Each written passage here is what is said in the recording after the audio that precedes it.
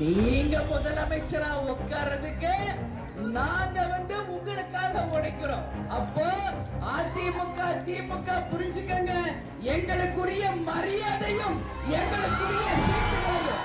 தமிழகத்துல நம்ம தலைவர் முதலமைச்சர் ஆகல, நீங்க யாரும் கவலைப்படாதீங்க.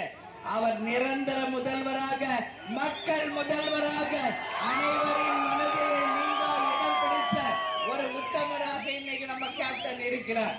அவர் மனிதராக பிறந்து புனிதராக வாழ்ந்து இன்றைக்கு இங்க விளாத்தி குளத்துல முக்கியமா விவசாய நிலத்தில் விளைகின்ற பொருட்களுக்கு உரிய விலை கிடைக்காம இருக்காங்க. அதை நிச்சயம் 2026 தேர்தலுக்கு பிறகு நாம் முன்னின்று அதை செய்வோம் என்பதை தெரிவிக்கிறேன்.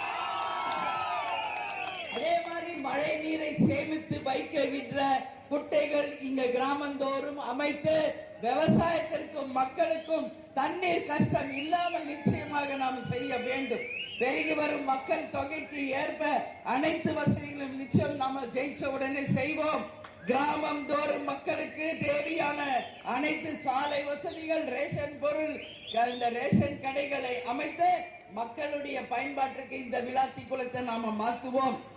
அந்த உப்பை உற்பத்தி செய்கின்ற எங்கள் மக்கள் வாழ்கின்ற பூமி விவசாயம், உப்பு சார்ந்தவர்கள், மீனவர்கள், முத்து குளிப்பவர்களுக்கு நிச்சயமாக தேசிய முற்போக்கு திராவிட கழகம் நல்ல எதிர்காலத்தை உருவாக்குவோம்.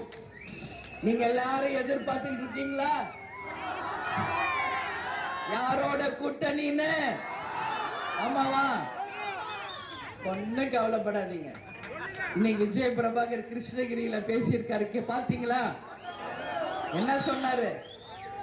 நீங்க முதலமைச்சரா உட்கார்றதுக்கு நாங்க உங்களுக்காக உழைக்கிறோம். அப்போ அதிமுக திமுக புரிஞ்சுக்கங்க, எங்களுக்குரிய மரியாதையும் எங்களுக்குரிய சீட்டுகளையும் யார் தருகிறார்களோ அவர்களோட தான் கூட்டணி. இன்னைக்கு நீங்க மட்டும் நாங்க 170 இடத்துல போட்டி போடுவோம், நாங்க மட்டும் அப்படி தனித்து பெரும்பான்மை காணுவோம் சொல்றீங்களா? அப்ப தேமுதிக உரிமை இருக்குல்ல கேட்கறதுக்கு?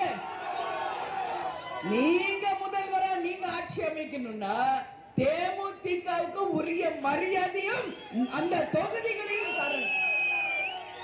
நம்ம போன தேர்தல 2011 41 தொகுதி நமக்கு கொடுத்தாங்க. 29 தொகுதி நாம ஜெயிச்சோம்.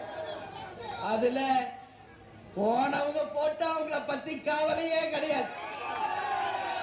ஆனா இன்னைக்கு வரைக்கும் கேப்டனும் என் கட்சி தான் உயிர் மூச்சு என்று இன்றைக்கும் 20க்கும் மேலான சட்டமன்ற உறுப்பினர் நம்மோடு இருக்கிறாங்க. அவங்களுக்கு உரிய மரியாதை அளிக்கப்படும். தலைவரை தன் தெய்வமாக நினைத்து உழைத்துக் கொண்டிருக்கிற கடைகோடியில் இருக்கின்ற தொண்டராகிய உங்களையும் நிச்சயமாக அரசு பதவியில அமர்த்த வைச்சு உண்மையிலே இந்த 2026 தேர்தல் உங்களுக்கான தேர்தல், தேமுதிகவுக்கான தேர்தல் என்பதை இந்த நேரத்தில் நான் சொல்ல கடமைப்பட்டிருக்கிறேன். அதனால உங்களுக்கு 160 170 சீட்டு என்று சொல்ற உரிமை இருந்தால் தேமுதிகவுக்கும் உரிய சீட்டும் அதிகாரமும் தர வேண்டியது உங்கள் கடமை என்பதை இந்த நேரத்தில் சொல்ற. இததான் விஜய பிரபாகர் கிருஷ்ணகிரியில பேசியிருக்கார். கேட்பது எங்கள் உரிமை, தர வேண்டியது உங்கள் கடமை என்பதை இந்த நேரத்தில் நான் பணிவோடு தெரிவிச்சுக்கிறேன். ஏன்னா 2026 தேர்தல் மக்களுக்கான தேர்தல், கனவு லட்சியத்தை வென்றெடுத்து மக்கள் ஆட்சியை கொண்டு வர போகும் தேர்தல் என்பதை இந்த நேரத்தில் உங்க அத்தனை பேருக்குமே நான் சொல்றேன். எனவே நமது கொடியை அறிமுகப்படுத்திய இந்த ரத சப்தமி நாளிலே என் மக்களாகிய உங்களை எல்லாரையும் பார்த்ததில் உண்மையிலேயே நான் பெருமகிழ்ச்சி அடைகிறேன். எனவே சட்டமன்ற தேர்தல் முடிந்தவுடனே 3 மாசத்துல உள்ளாட்சி தேர்தல் வர இருக்கிறது. என் கண் முன்னாடி நிக்கிற நீங்கள் தான் நாளைய கவுன்சிலர்கள், நாளைய வைஸ் சேர்மன்கள், நாளைய சேர்மன்கள், நாளைய மேயர்கள். நீங்க தான் இன்னைக்கு என் தொண்டர்களாக இருக்கின்ற உங்களை அரசு பதவியில் அமர வைத்து அழகு பார்ப்பதுதான் உங்கள் அண்ணியாக உங்க அம்மாவா நான் சொல்றேன். உங்களை அத்தனை பேரையும் அரசு பதவியில் அமர்த்தி வைத்து பார்ப்பதுதான் இனிமேல் என் லட்சியம், கனவு, கொள்கை. அதுதான் நம் தலைவரின் லட்சியம், கொள்கை. அதை இந்த 2026 நாம் அனைவரும் ஒன்று சேர்ந்து வென்றெடுப்போம், வென்றெடுப்போம், வென்றெடுப்போம் என்று இந்த நேரத்தில் உங்ககிட்ட உறுதியா சொல்றேன்.